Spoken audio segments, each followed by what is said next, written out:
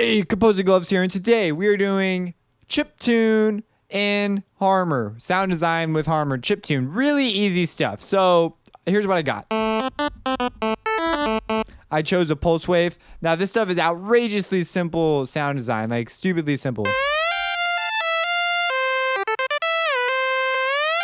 So with Chiptune, it is all about the compositional side of things pretty much. It is not necessarily how crazy you can get your sounds. Well, it's not at all, because this stuff originally came from video games where the idea of chiptune was it actually started off as 8-bit. So you had 8 bits to express your word, and then it became a style. And there were a number of other things that sort of lended itself to that type of a sound. So it wasn't necessarily that it was 8 bits. But nowadays, if you see something labeled 8-bit as a style of music, it's supposed to be 8-bit. Some people have them confused and they'll call their stuff 8-bit, and in reality it's just chiptune, meaning they were trying to emulate that old video game sound.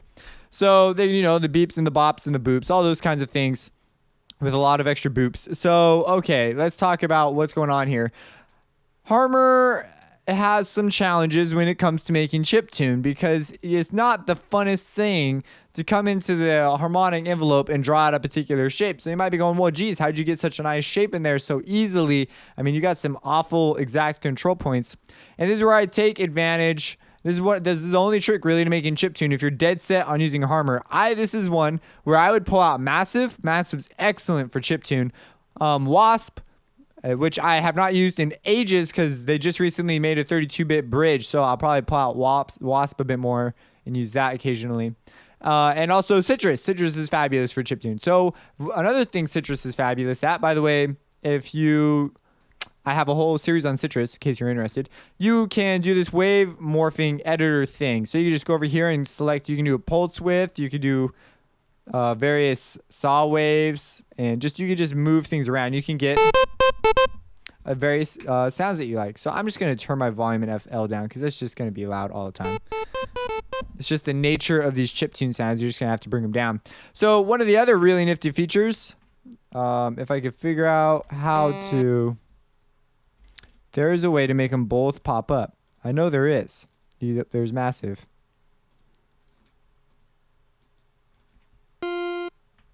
See, I hold down Control and click, and it doesn't want to work. Oh, you hold down Alt. If you hold down Alt while you click, it'll let you open up multiple VSTs on one window. That's a good thing to know. So what you can do is you can just grab this. Now, if I convert this to sine harmonics, you need to do that first. You see we get this. And pulse width modulation is kind of cool. It every so often, it's called the duty factor, the stuff in between. And then when a thing goes missing, that's the duty factor. There's all this other loads of stuff. I'm not talking about pulse width modulation. We're talking about chiptune. So drag it in there and you see, voila, I have my sound. So I have it in there. And so it's an additive engine. They both use additive processes, so it's going to sound pretty much the same. Harmor has a few more harmonics, but that's only if you ramp it up on the CPU. When it's down lower, I believe it's 128. I think it's 256 on the low setting. I can't remember right now. So boom, you have it, and you can now compose with that. I use this. Don't underestimate the power of chiptune, man. They make great lead sounds, and they fit so nicely into layers.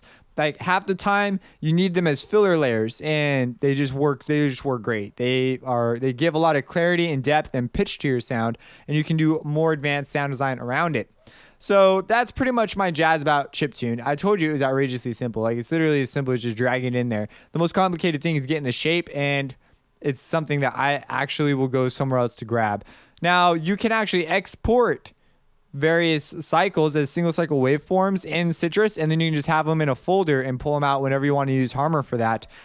Why specifically Harmor? Well, I'm just showing you how you'd go about this process. This is one of the very few processes that I wouldn't necessarily prefer to work in Harmor with. I mean, you could probably come up with some interesting filter options and stuff, but chiptune just doesn't call for that kind of a thing. So if you have a different opinion, make it known down below. I would be surprised. Maybe your favorite plugin you like to go for chiptune. That's my jazz about Harmor. Not that crazy. I might automate the pitch, and the portamento I would not use, because if you turn on the portamento, it just sounds dumb. I mean, it doesn't sound dumb, but dum-dums. But it's not a sound I would go for Chiptune, and I could achieve portamento in pretty much any synth, so it's not like something I would have to come specifically for Harmor for. So the slide notes I would need to write in specifically, or I would have to configure my MIDI controller pitch bend wheel to behave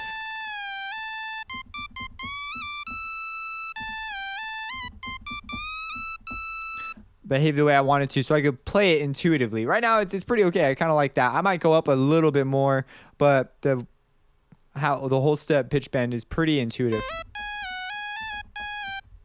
So it gives you that gives you the real chiptune. Now there's this legato option. This is a reason I might come into Harmor.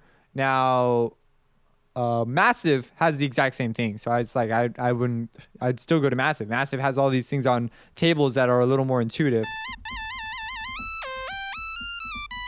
But it allows you to do that. It allows you to trill between notes. So I really quick want to show you Massive for the reason it is. So it's basically got a bunch of these tables that have waveforms, and you can click them and scroll through them.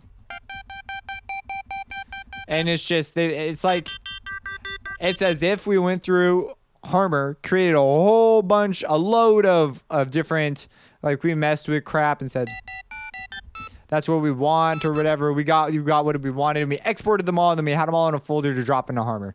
But it's already all there. And in Massive, they also have the, it's under voicing. They also have monorate, monophonic, and trigger and legato. So they've got all this stuff there. Like, it's so.